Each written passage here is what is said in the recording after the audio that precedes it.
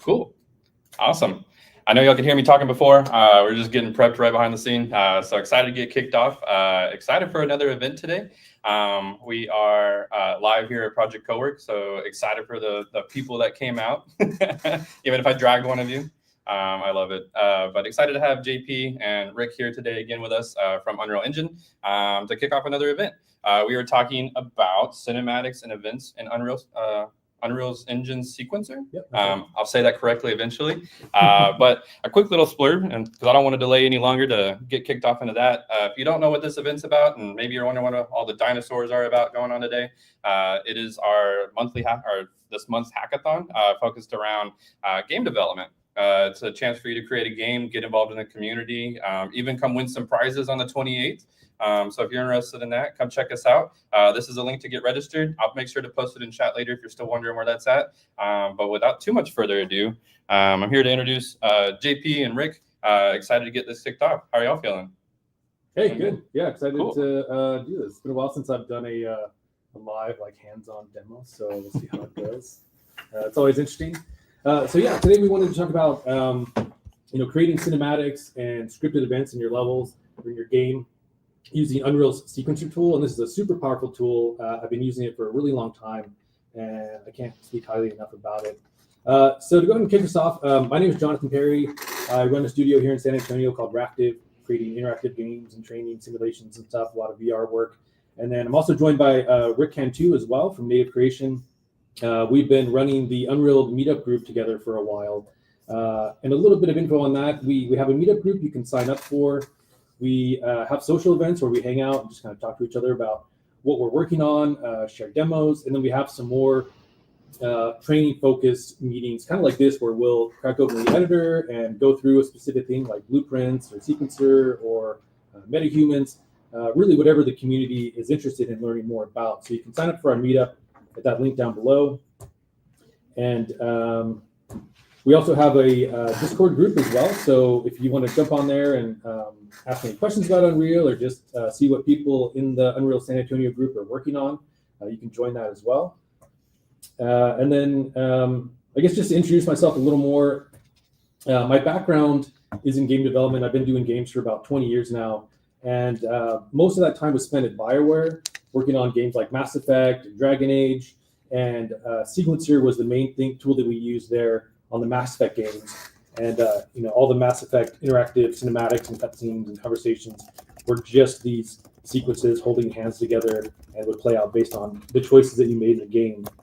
And after leaving the industry, or the AAA game industry, I started my own studio called Ractive, where I do a lot of interactive training simulations. I've worked with museums, done a lot of other games as well. And so Sequencer has factored very heavily into some of that stuff as well. So a couple examples would be, I did a quarterback training simulator where these plays would play out, the runners or the players would run around based on a certain play that you were practicing, but that was all done in Sequencer to move them around, get them into position. Or another really fun one was I did a non-combatant evacuation operation simulation for the National Infantry Museum. And players get to sit in a real Humvee or a real Black Hawk helicopter. And it's essentially a 5-minute cinematic. It's on rails, but the players are there and can interact with each other, see each other, shoot their guns and cool stuff. So Sequencer factored very heavily into that, especially the Sequencer recorder, which is one of my favorite tools that we'll talk about a little later on. And then, Rick, do you want to say just a couple words about yourself as well? Yeah, can you hear me? Let's see. Yeah, just FYI, it's a little typo on there. Canfield. Even though I know Spanish, I don't. It's all good. Wait, when I say it quickly, it sounds like Cantu. But it's my background. Just like Jonathan, I've been doing media and film. It's kind of a combination of both for about 20 years. I got started here in San Antonio, but my undergraduate degree was liberal arts in a with a focus on film studies, and I studied like independent film. I did a lot of short film projects over the years, commercials. I was doing music videos as well. I did stuff for like country music videos. So I did it's some broadcast mixed in, and also live events. I was filming South by Southwest and Austin City Limits, a variety of other big film and music events around Texas mostly. But I got more and more. Like I was always doing interactive at the same time.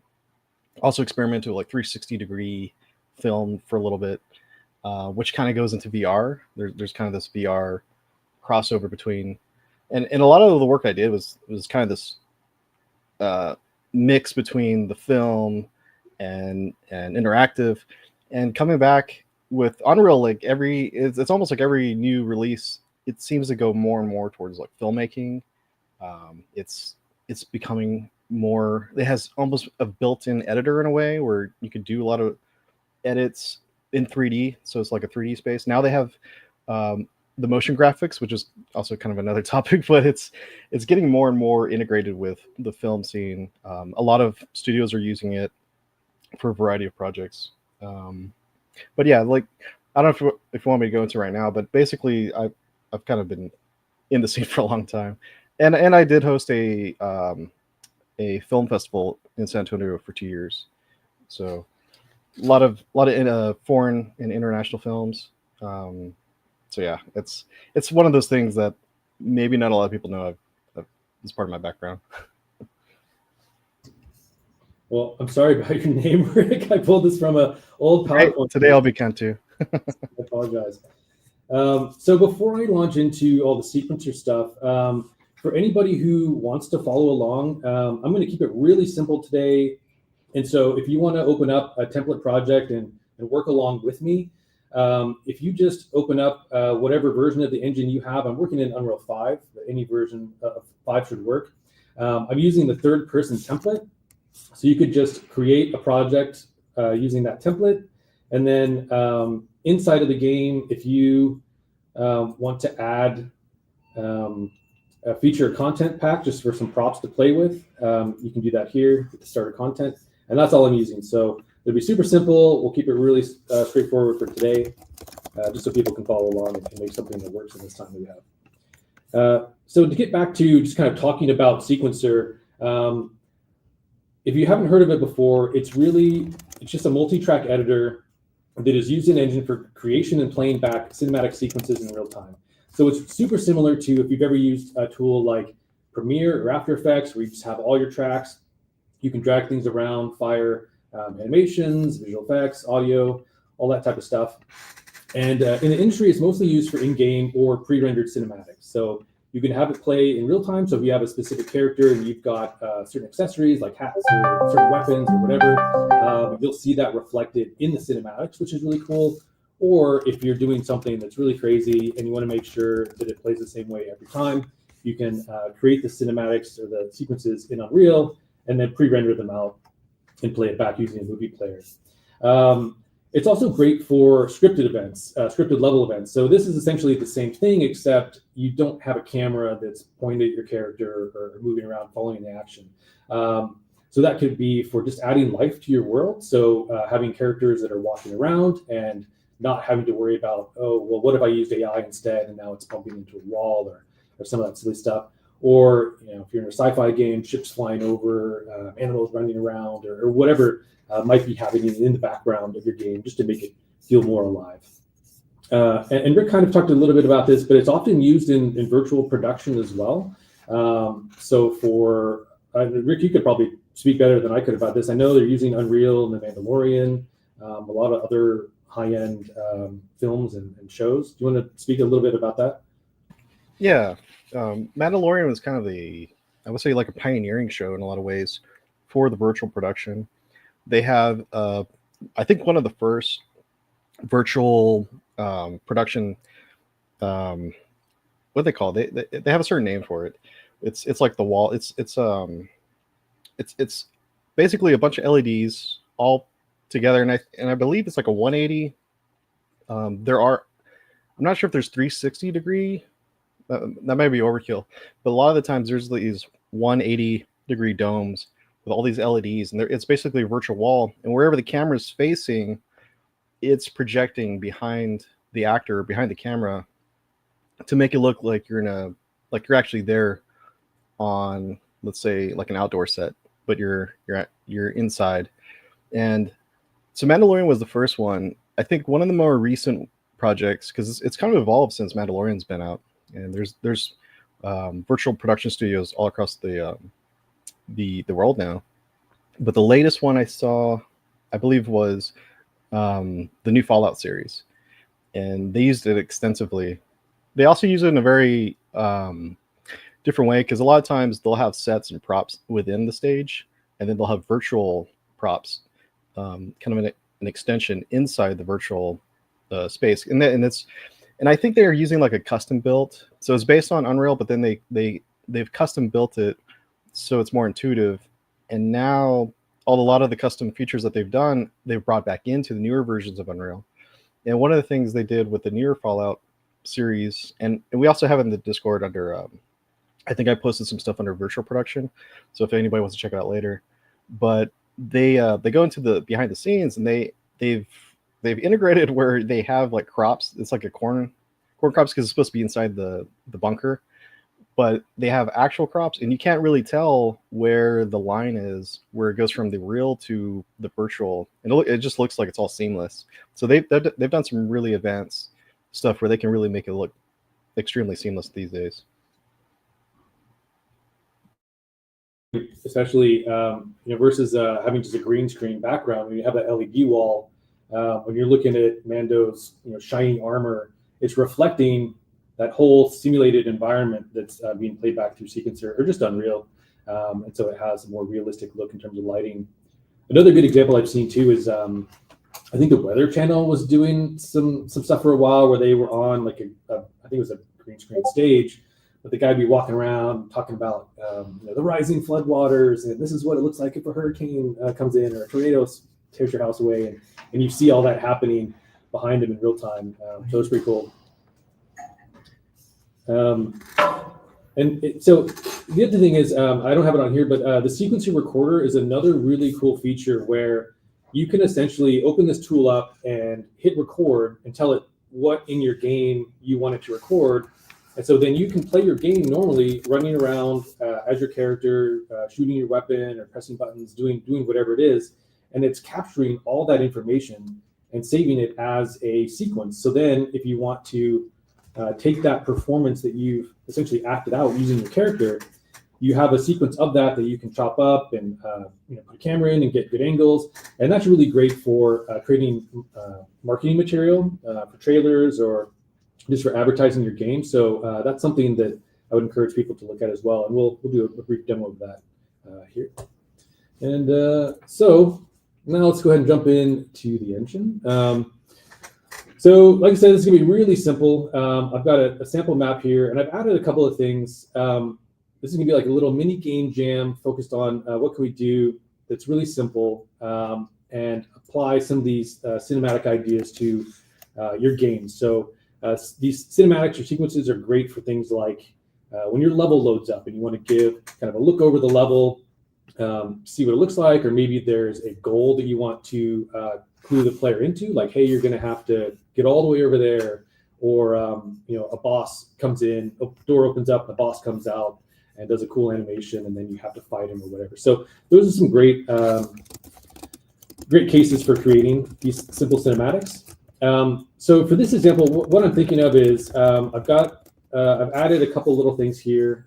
These are all just using the level prototyping meshes. So there's just some cubes, and that's how I've created all of this stuff.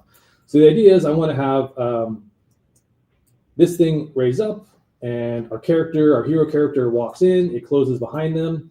We're going to make this light turn red, and then we're going to give them a hint that, hey, you need to come over here and hang out by this chair to trigger the next door in your level unlocking. And then we'll animate this platform so that you have something that you have to jump across to get across this gap to get to that special place. And then if we've got time as well, I've got some other guys in here. These are our baddies. And so once you trigger this over here, I'm thinking we can have these guys walk in and, just showing you're going to have to fight them to get out of this room. And maybe we can walk over by this table to trigger explosion or something that blows them up so that we can get out safely. So what we'll start with is something really simple, which is we'll just animate this platform. So this is still going to use a level sequence, but we're not going to be adding all the complex characters, animations, lighting, the effects, all that stuff. So we'll start really simple. And the best way to do that is we'll go up here and we will add a level sequence. And we'll put it in our sequence thing. I'm going to call this platform. Save it. And so this is going to open up our sequencer tool. And so we don't have any tracks. So the first thing that we're going to want to do is add our platform to the sequence. So you just select it in the editor, right click in here, and select actor to sequence or actor to sequencer. And here you can see we have add this cube that we've added to the level. So we'll click on that. And now it comes by default with the transform track, but depending on the actor that you've added into your sequence, you'll get a whole bunch of different options. So you could create an attach track, and that would allow you to attach something like a person to a car if you're in a racing game, or a gun to your character's hip or their back. You can add audio tracks, things like that. But for now, we'll do something really simple. If you expand this, we can see we can key the location, the rotation, the scale of this platform. But what we'll do is we'll just position it here in the middle, and I'm going to raise it up so that we can actually come across it. And so we will have it, let's just say we have it, let's see. We've got some controls over here. So when you see me pressing these is what it's doing. So this will skip to the front of the sequence. But what I want to do is press this key button here to key it where it is.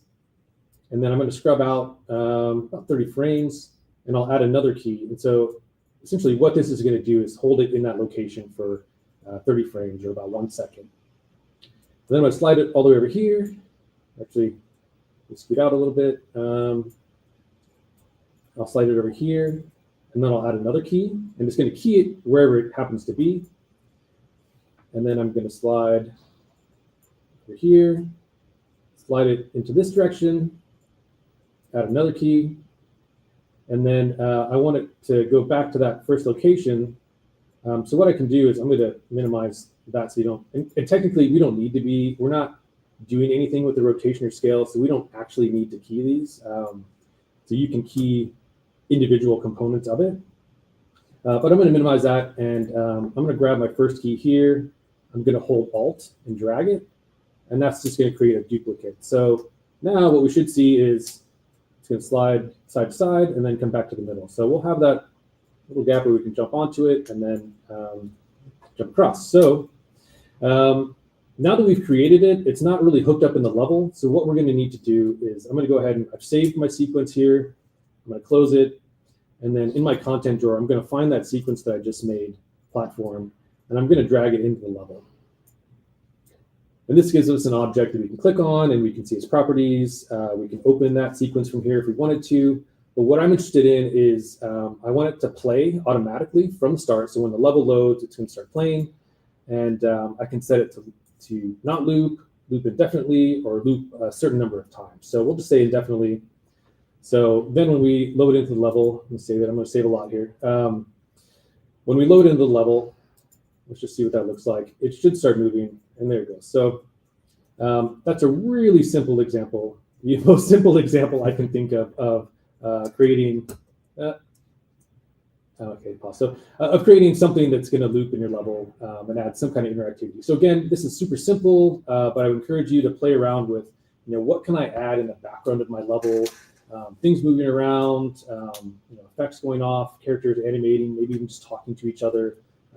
Depending on what your game is, it adds a lot. So we can up the complexity here, and let's make a sequence of our character walking out this door. So again, we're just going to create a level sequence, and name it entrance. And now we have it open. So this is a character that I dropped into the level to represent our player character. If you wanted to add it yourself, it's just here under characters, and the one I'm using is mannequins, meshes, and I'm using the simple Quinn skeletal mesh. And one note that I noticed is if you, this seems to be new in this version of Unreal or anything past 5.3, I believe, when you add them to your sequence, let's see if it does it here. Active sequencer.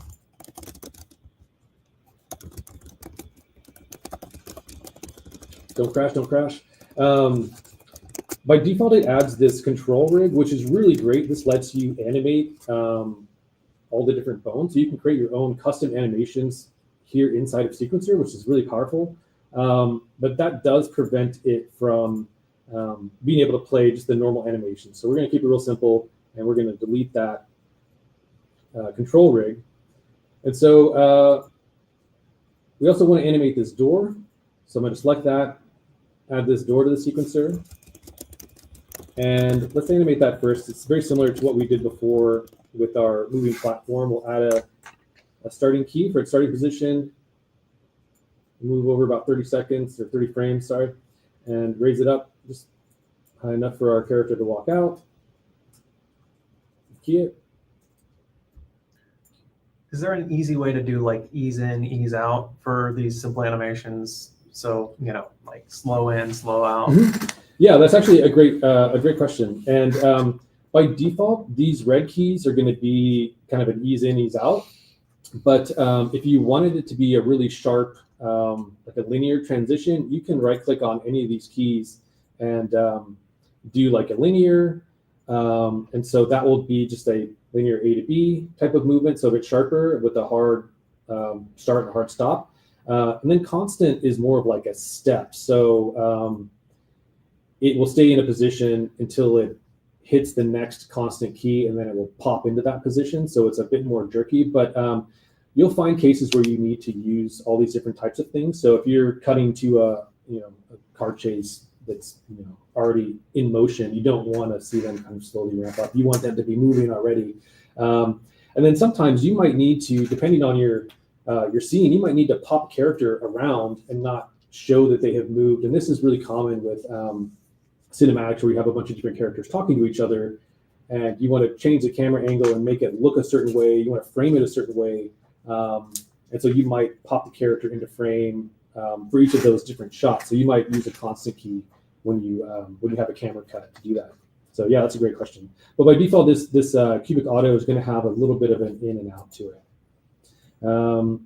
So it's open, and then again, we can just alt click these keys, drag them over, and now we'll have it opens, and then it's going to shut. So now to open, we'll grab our character, put them back there. I'll close this. And now we're working on Quinn Simple, so I'll add a key for her there. And I'm going to drag it over. And then I want her to get out of there and hit her mark just right about here where we're going to have the player start. So you can see that's right about where the player is going to spawn. So we'll key her there. And drag her out a little bit. Let's see. And what's great about this is what we call a WYSIWYG. So what you see is what you get. And this is something that didn't really exist in some of the earlier versions of Unreal, where you might have to key stuff or use code to say, hey, I want you to move from this location to this location, but you couldn't scrub and see it. You would have to play it and hope that everything lined up. So now this way you can see, okay, she's not walking through the door's not crashing down on her, or any of that type of stuff. So the other thing that we can do is we want to add a camera. So in here, we can do add. Can we do it here? No. So I'll go up here to my add button and do cinematic. a cine camera actor.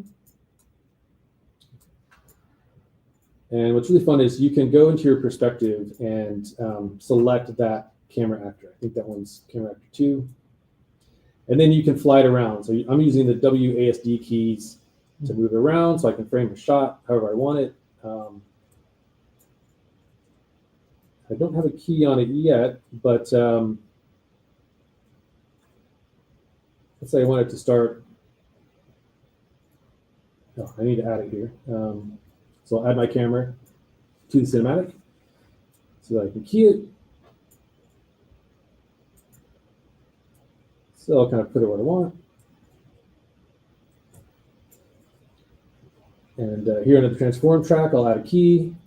And then as she walks out, I want the camera to pull back as well. So I'll just, again, I'm using WASD keys to move around. And I want to get a wide enough shot here so that I can see this light, so I can see it turn red.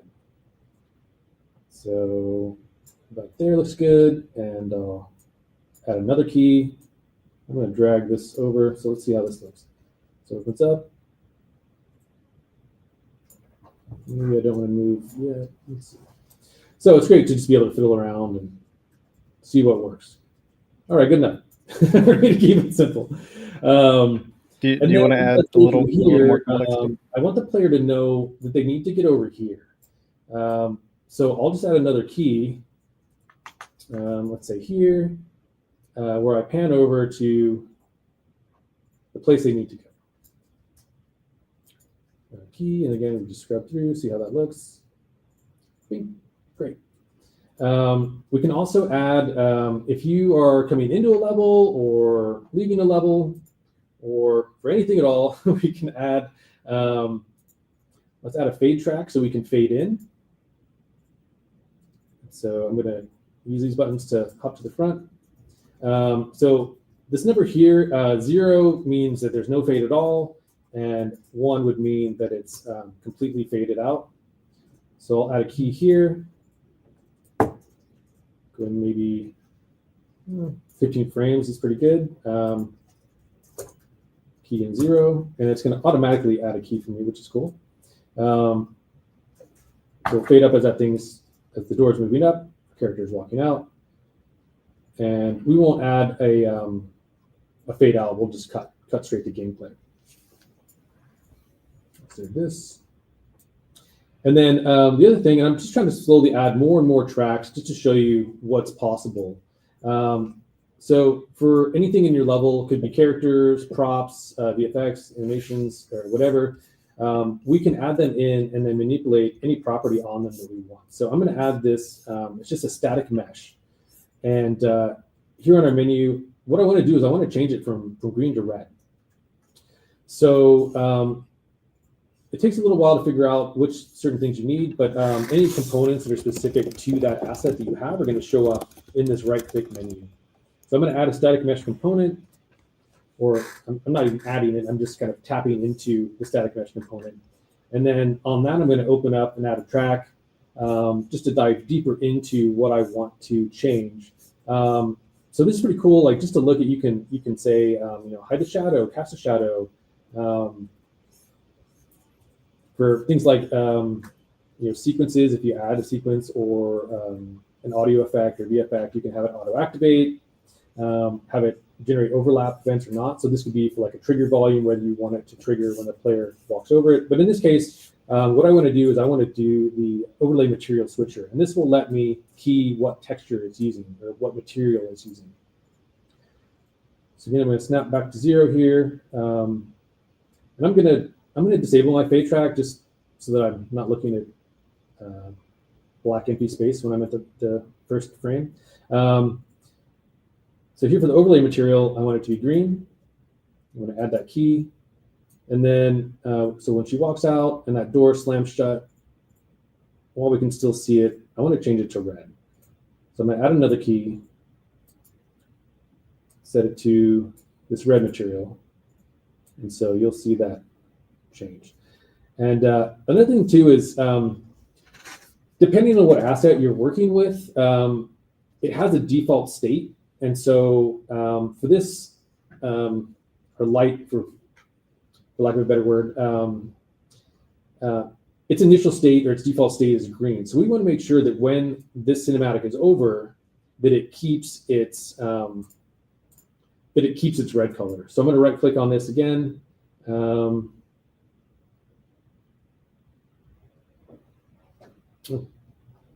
Maybe it won't let me change the state. So there are some, and maybe I'll find another one later, but where you can say default state or keep state. So basically keep whatever state I changed you to in the cinematic. So I think we've got enough here. Let's actually do one more thing, which is these are some particle effects over here, just some glowing sparks. And so maybe when we pan over to that, we'll have those turn off. So by default, if I click on them and look at my details, they are not set to auto activate. So by default, they're off. So what I want to do is when I pan over there, I want to add a key. And since I have this one selected, I'm going to add it to my sequencer, add sparks. I'm going to add a track. And again, this is all contextual. So it's all based on what the asset can do. So I'm going to add a FX system toggle track. And then I'm going to add a key to say activate. And one thing that's helpful with VFX when you're working inside of sequencer is to go to frame 0 and just go ahead and turn them, say deactivate, because even though it's not activated or auto-activated in the level, by default, sometimes when you're working in a sequence, it will activate because it thinks that's what you want. So do not, red light, and then we have sparks. Awesome. So let's make sure this actually works in game. We've created this awesome cinematic. So I'm going to eject out of my camera that I was flying around, because otherwise you can fly off in space and you'll lose it. But what I want to do is, so I need to take the sequence that I've created, and this is my entrance cinematic. I'm going to add it here. It's already there. I'm just going to scoot this off to the side a little bit. And then we're going to get in a little bit into blueprints here. So I'm going to open my level blueprint. And I've already set some of this code up. But essentially what I want to do is I want to add an event begin play node. And this is going to fire when the game starts. And I want to hook that up to use this sec. I want to hook that up to play the sequence. And the sequence I have, because I have it selected, I have a reference here to create a reference to entrance. So I'm just going to plug that in. And normally, we'll just do this so you know how to do it. Blueprint is great because it's also contextual. So when I pull off of the sequence that is in the level and just type, hey, I want this thing to play, that's going to pop up. So it makes it really easy to add code. You don't have to know what all of these different blueprints nodes are. You just kind of have to know roughly what you want. And the context-specific stuff is generally going to do what you need it to do, or at least present you with the option that you probably want. Okay, so let's close that. Fingers crossed.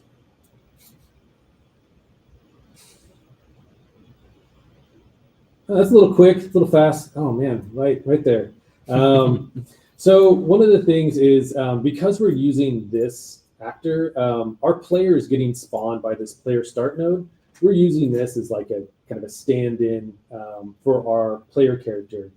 And I don't want this in the shot when the cinematic is playing. So what I'm going to do is go back into my level blueprint.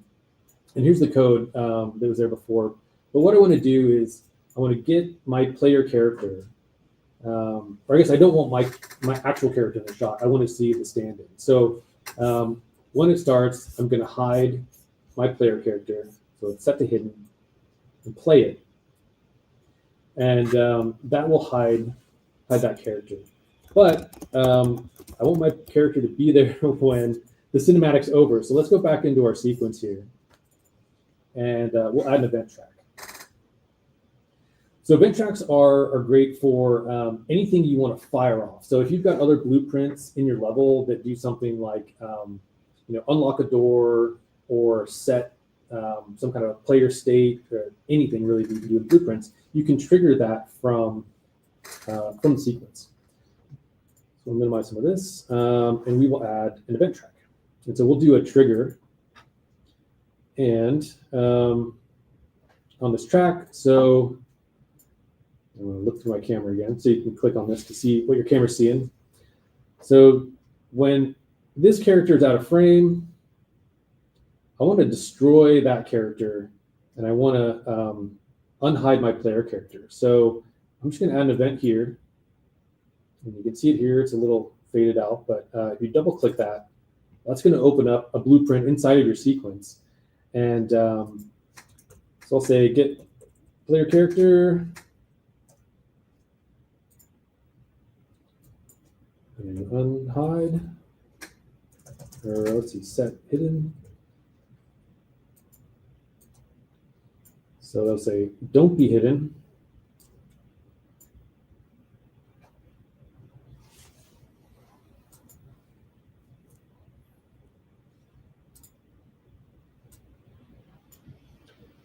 And then I want to just completely destroy the character you're using as a placeholder. So there's a couple ways you could do this. You could add a sequence, you could add another event to that character to say destroy actor and they'd be gone. But one of the cool things about sequencer is you can have characters in your sequence that don't exist in the game world. So if you just want them to be there for the purpose of that cinematic, you can do that. And so that would be just setting them to be a spawnable character. So technically right now, this is a possessable character. So it's an actor that the player could possess and control in the game is what that means. But I'm going to convert it to a spawnable character so that it's only going to be there when this sequence plays. And I could set it to be spawned or unspawned. So let's say at the very beginning, I'm going to set a key to say, I definitely want that character there. But then once they're off camera, say, get out of here, you're gone. And you'll see green means they're there, red means they're gone. So, and I always save and then I close the sequencer before I play, because sometimes, I don't know if it's the case with these later versions of Unreal 5, but sometimes if you play the game and you have this sequencer tab open, everything in the world that is part of this sequence will be doing whatever it's doing at this moment in the sequencer editor. So I'm going to close that and we'll play our game and see what happens. So she walks out, door closes, red light, effects, and now I'm my character and the other person's gone. So now we're good to go over here, jump. I mistimed it the first time. I forgot it has a little pause there. Oh, it was like a real game. Tricky. Do I jump? Let's play safe. Oh, yeah. Okay. So when I get to this stand, oh, and I also need, so you can notice my sparks aren't working. I need to set them to stay activated. So I think that is what I was thinking for the keep state. So once I get to here, I want to have a trigger volume that says, all right, spawn the bad guys. I want them to come out that other door. And then if I can get all the way to that table, I can trigger an explosion that'll kill them. So then I can safely get out of there because I don't have any weapons in this game that we're making right now. So yeah. Real quick, when you mentioned that you're basically just hiding the character when that cinematic finishes, is that like a strain on any of the resources when you export a game? Or is it just is that truly delete them from the instance? So I think there is a little bit of like a tiny performance hit if they're just hidden because they're still there. And they might have something, a lot of these characters have stuff that ticks in the background. So every frame, they might be updating their idle state or something to check to see is something colliding with me. So there's something that could be happening. But by either adding them as a spawnable, they're only doing stuff when they're there in the scene when you've told them to be there. Yeah, okay. Or if you destroy them, then it's gone. And for games that are on mobile or if you're working in VR, every little thing helps. So it's good practice to get rid of stuff that you're not using or just use spawnable. So yeah, it's a good question. Yeah. Do you want me to comment on that? Thing and I don't know if Jonathan can hear me. make sure we keep that. Let this go away. Go away. There we go. So for my sparks that I have activated, here we go. So on this effect system track, I can do edit section, and by default, it looks like that was turning off or going back to auto activate is false. So I want to keep the state that I put it in, which is here. It's activated. So I want it to be going.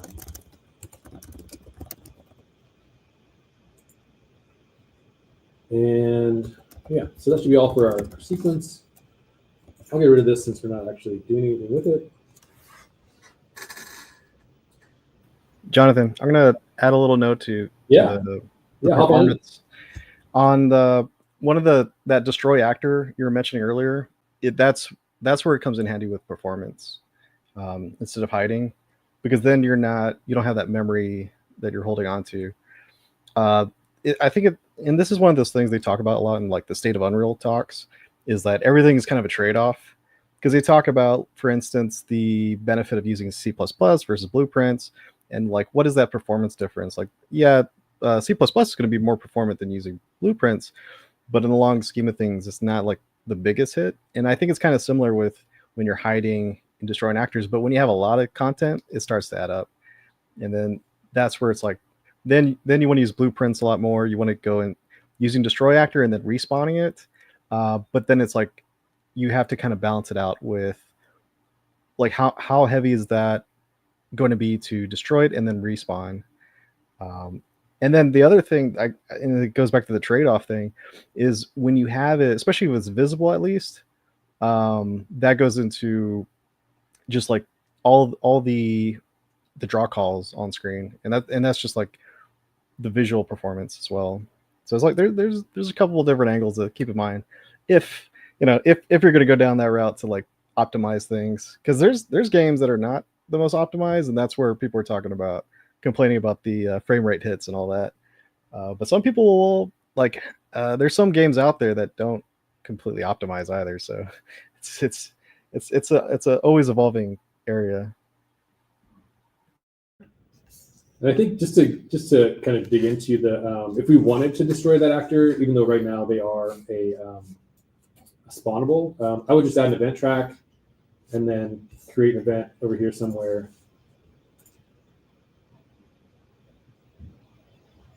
There we go. And then you would just say destroy actor. It's really simple. So it's going to save you a lot of performance. It's really easy to do. So there's no reason not to. And yeah, I've seen, especially around game jams where it's like you're under time pressure, you want to get this thing done and finished. I've seen people like I'm just going to hide them in a wall, or I'm going to like drop them below the floor, but they're still ticking. They're still taking up some of the resources. So I've had games where I was, the last like few hours, I was like, why am I getting like 5 frames per second? What the heck is going on? And it was similar stuff. So yeah, good practice. So let's see. So we've animated our camera. We've got materials changing. We've got effects going off. We've got moving platforms. So, I mean, we could, once we get over here, trigger another sequence that shows these guys coming out, and then trigger something over here that triggers an explosion. But do we have any questions from chat? I just want to make sure that if anybody's curious about anything else, we have time to do it. Or actually, you know what? What I'm going to do is, before we do that, just because it's essentially just recreating in a more complex way with more characters what we've already done with the character walking in. I can show off the sequencer recorder and talk about exporting whatever sequences you've made. But before we do that, I also want to make sure that the camera that we're using is focused, because I noticed in the scene the character looked a little blurry. So it's worth taking a look here at this cinematic camera actor, which is insane. It used to be just like a camera and you could set its position and maybe like its focus. But now you can actually choose your film back, like based on real world camera. So you want to shoot 8mm. You want to be Christopher Nolan and shoot like IMAX 70mm. Like you can pick any of these, and it's going to give you the flavor of that camera, the look and feel of that camera, and you can go in and you can even further customize it. So some really cool options there. And then, so what I wanted to look at was right now the focus method is manual, but there's a way to do tracking. And the tracking, you can pick a certain object in the world. But in this case, where's my spawnable character? Oh, so because I made her spawnable, I can't track her. But what would be great would be to, and I could always animate like a square or something coming out that's attached to her. But you can choose the actor to track. So in this case, I would have chosen my Quinn character that is a spawnable. So in that case, that might be a reason to use destroy actor instead of using spawnable, just so you get able to have that functionality. Anyway, one cool thing I thought I'd point out. So Jonathan, do you want to mention the difference between Cinecam and the regular camera? You know, do they even have the normal camera in here anymore? Yeah, they should still have it. It's oh, they have it here. You may be more familiar with it. Do you want to talk about it? Well, as far as I'm aware, the camera actor, the basic camera actor, and this is something since what, Unreal 4. The Cinecam camera is kind of a newer thing, and it's all like virtual. And I believe when they first brought Cinecam cameras, they weren't like the most accurate. Now they're even more accurate towards real life cameras. Like they've increased even the fidelity of those virtual cameras. As far as I'm aware, just the regular camera actor was just for the game cinematics, a lot of the game and interactive. And I want to say it's also more performance friendly. So it may be better for, let's say, mobile or something. Because yeah, that Cinema camera is a lot more. It's got a lot of bells and whistles. I personally only use the cinema camera, but I believe there are benefits to the camera mesh, like just the regular camera. Like I think if you're, for instance, making a mini map and you want a camera to track the position for that like top-down kind of view, I want to say it's better for that. I believe they have also introduced, since it's either 5.5 or 5.4, they introduced some other cameras too, which is like another discussion, but they've started to even increase, like for instance, like there's like a virtual camera within Unreal that's used for, like you can use it to track sprites or something like that. But that's a little more advanced. But just for like basic things, like camera actor is always like around, and a lot of older projects will have just the camera actor. So if somebody's like taking the old project and going in, like you could easily swap out with a cinema camera, and that gives you all the bells and whistles of like almost like a real camera. Yeah, that's a good point. I'm glad you brought that up. I for most of the projects I've worked on, I've just used this normal camera. And I was like concerned because I didn't see it here in the cinematic tab. It's in the all classes or whatever. But for the most part, it has most of what you would need for an in-game cinematic. So you can do the tracking, you can set the depth of field, color grading. You have all these options. So this is probably, I think you're right, Rick. I think this is probably overkill for a simple game, probably more for virtual production. So yeah, I'm glad you brought that up.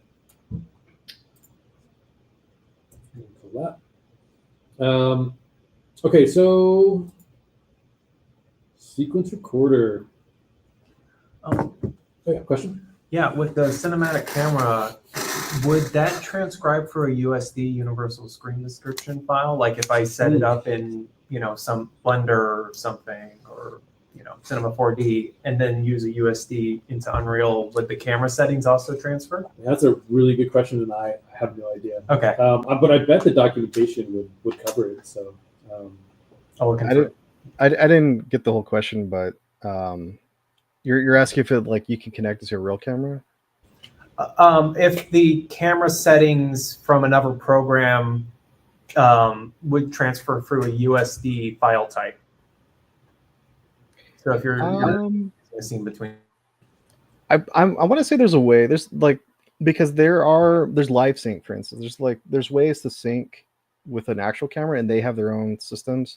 So I want to say when it comes to like the virtual side of it, I want to say there's a way that you can copy those settings. I'm not sure if it's like, maybe it's a Python file. Like I don't know if it's USD or like what the file format is, but I'm sure there's some way to copy that, like those settings, onto, for instance, like the cinema camera. So that's a good question. But I would guess probably so. And that's one of those things where they work so closely with a lot of these big film production companies where, like Rick was saying, like on Mandalorian, they probably made their own custom version. And a lot of companies in the game industry will do this too, where they'll add their own features, but then they'll tell Unreal, like, hey, it'd be really great if you guys like added this and then supported it so we don't have to like, do it all. And so there's a lot of back and forth of sharing code and innovations and that type of stuff between us. So I would guess that there's probably something like that there, or if not, there would be soon. Because I know they're Cinemash guys at Unreal are like true film guys as well. So yeah, that's a good question as well. Yeah, I was looking it up, and I think it is USD because I believe, for instance, you can export your camera settings from Blender into Unreal using USD. Sweet. Okay, so let's take a look at the sequencer recorder. Actually, you may have missed it, but I pulled this up by going to Window, Cinematics, and then the take recorder. And so that's going to pull up this take recorder here. And so if I start the game and it's running, I can then go over here and if you add source, this is essentially asking, like, we're gonna record this scene. What do you want us to actually record? Because there's stuff in the world that's not moving, so walls and props and these guys that are just standing over there. They're not doing anything interesting that I want to record. But what I do want to record is, let's say for my trailer, I want to capture some gameplay of me running around, jumping on that little platform and jumping over and that kind of stuff. So under source, I can do, I'm going to add my player, check, and then I also want to add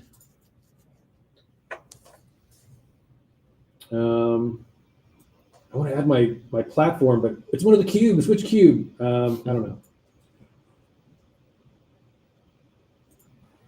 If you select it, will it show up? Can you like select it to identify it? I don't know if it'll let me do it while Because it's recorded right now. Again, another tip too is I would recommend working with multiple screens. Using sequencer with one screen is really hard. I usually will have 3 or 4 screens just to make it easier. Especially when you're doing cinematics all day long and then you've got a million keys and a whole bunch of tracks. So cube 20 looks like is what I want. It's a very wide monitor. Cube 20, got it. All right, cool. So we'll go ahead and play. I did try starting the take and then starting the game, but it crashed. So we'll just start. So let's just say I'm over here. I'm going to start my take. Boom, film countdown. This is legit. It's like the start of this stream. So you can see it's actually recording what I'm doing down there. So there's tracks for my scene or for my character and for my cube.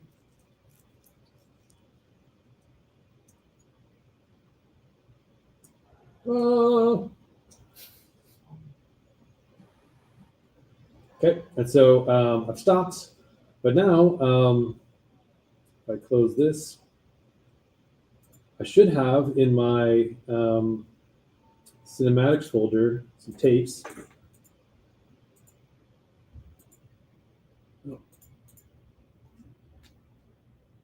Oh, I hit escape. Did it not actually capture that? Let's try it again.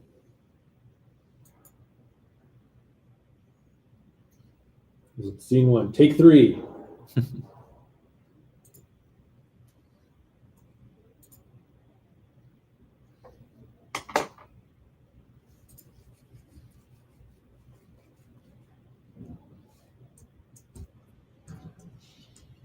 what everyone doing? Jumping around. And stop it. Legit this time.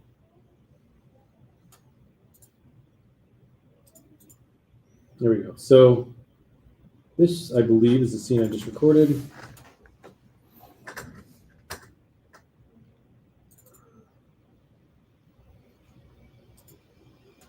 The game's still running. I'll stop that. So what's great is it has recorded me running around, missing my jump. Oh, this is one I recorded earlier. The same idea. In this case, I made it, but I didn't record the platform, so you can't see me jumping on it. But you have a camera because it recorded the camera that was attached to me. So now I have third-person view of myself running around. But if I wanted to go in and add my own cinematic camera or normal camera actor, I could shoot this scene from any angle. I could slow it down, speed it up. You can chop the animation up.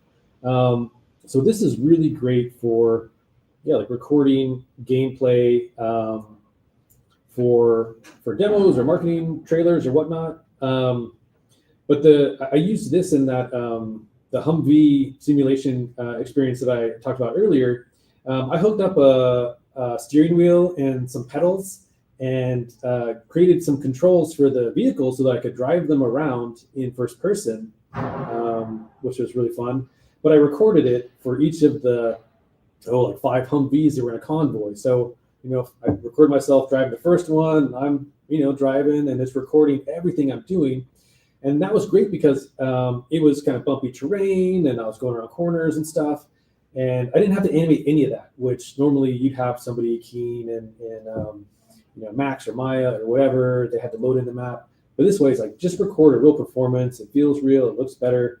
And it takes however long it takes you to drive across the map. And so, repeat that for the 5 Humvees that I had a scene of these guys driving through the desert. Or you could use this for NPCs if you've got a pretty robust character animation blueprint where you can walk around and interact with things and play animations. You could just record yourself doing that, drop it in, because now you have a whole sequence, but then you also have the components of it. So these sub scenes, this is an animation that I have of just my character walking around, jumping. And so I could drop this into a scene, or I could pull chunks of it out of the scene or out of this animation to paste in wherever. And so it makes it really easy to create a whole ton of animations that you can add to characters in the world to, again, make it feel alive. Things are happening. So the last thing I'll talk about, because we're right about time, is once you've created your amazing sequence, and let's say maybe you want to, maybe you're on like a mobile or VR platform, or you want to make it work well on lower end computers, but you have all these explosions going off, you've got a ton of animations, and it really would bog down your frame rate. You can go into your sequence and open it up.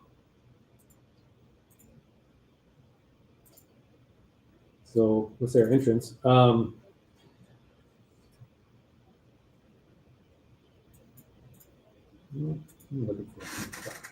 here in this menu, you have render this movie to a video or frame image sequence. So you open that up and you have a whole bunch of output formats. So you could spit it out as an AVI, which your mileage may vary. I've had the best success with doing image sequences, either BMP or PNGs. Really pick your poison, but you can select one of those. Let's just say we're doing PNGs. You can use a custom frame rate if you want. Otherwise, it's going to default, I believe, to whatever frame rate your sequence is set to. Pick your resolution. And you can add like burn-in if you want time code, things like that. Pick your output directory. There's also some other things you could do. Let's just see here. Jonathan, you can do warm-up frames. So let's say you've got some particles that you want to be fully activated and going when you start your cinematic. So you could essentially give it a warm-up frame so that it would start the game, start those particles, and they'd be in full effect before it actually starts spitting frames out. But yeah, you can take that image image sequence that it creates, grab all those and throw them into Premiere or After Effects, and then just it's pretty easy to create a movie that way. And then you could import your H.264, like a really small file size movie, into Unreal, and then you could set that up to play on a either full frame so the player sees it as a cinematic, or it's also great to, if you want to have like little TVs or monitors in your level that are playing something, you can add that movie as a texture to an asset in the world. So it's really cool. It works really well. It's a great way to get some pre-rendered stuff. So that's, I won't mess around with our baddies, but same idea. A couple things I'll mention too is this is also where you would be adding, you can add an audio track. Would you like to switch the clock? Yeah. Jonathan, real quick, note on the exports. Yeah. Which version of Unreal is this again? This is 5.4. Okay. So the new 5.6, they now have MOV exports from Sequencer. Have you tried it? No. But every time I export, for instance, PNG, and I think I also use PNGs like historically throughout all the other Unreals. Like I always took it into Premiere or something to make it into MOV. But that's a good question, like to see how it performs versus like doing the way we've been doing and how it works natively out of Unreal. Yeah, I've gotten some very varied results, and sometimes it depends on like, are you writing these images to the same disk you're playing a game on? Like try to render out to a different disk. There are some kind of optimization tricks that you can do to improve your frame rate. And sometimes I'll get little graphical glitches and stuff here and there. So it's definitely worth experimenting with, and I'm sure there's lots of guidance online as well. But to show audio, this is where you would go in and you can just easily drop in, like, here's an explosion, and you can see your audio. You can add blend in, blend out. I didn't actually add an animation to our character either, did I?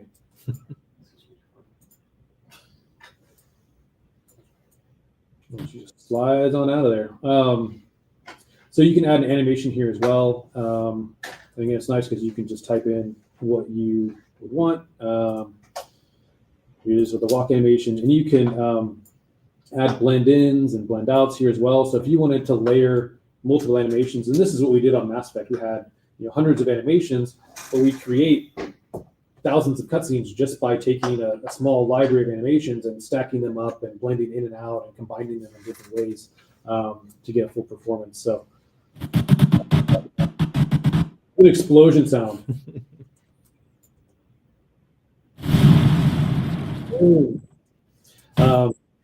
So yeah, that covers most of the basic tracks that you're gonna want to play with inside a sequencer. But again, if you have any questions about sequencer or want to dig into it more, feel free to tag me or Rick on the Unreal Engine San Antonio Discord, or there's tons of great material out there online as well. You can get super advanced with the cinematic stuff. So I feel like I barely scratched the surface of it sometimes. They just keep adding more and more features. So working in the industry, we would have to create a lot of our own features for the engine to do advanced cinematics. And we had, at the end of every project, we'd have a wish list of like, oh man, I wish we could have had this, and this, and this, and this. But Unreal has added it all into the engine now. So it is just, it's like my dream tool. It's the tool I wish I had when I was doing this all day long. So that's it for me. And yeah, again, let me know if y'all have any questions, feedback. But I hope to see you at future Unreal Engine meetup event. Any questions in person? No. Nothing off the top of your head? Awesome. Well, I don't have anything in chat, so we'll probably round it out. Sure. But looking to probably clear it out. Thanks for joining us online, Rick. Always a pleasure to have everybody here. And I'll finish this out with some slides, and this is recorded. So if you want to go back and review it later, appreciate the time with this. So I have to shamelessly turn this back towards me weirdly, But yeah, so it was really cool having everybody.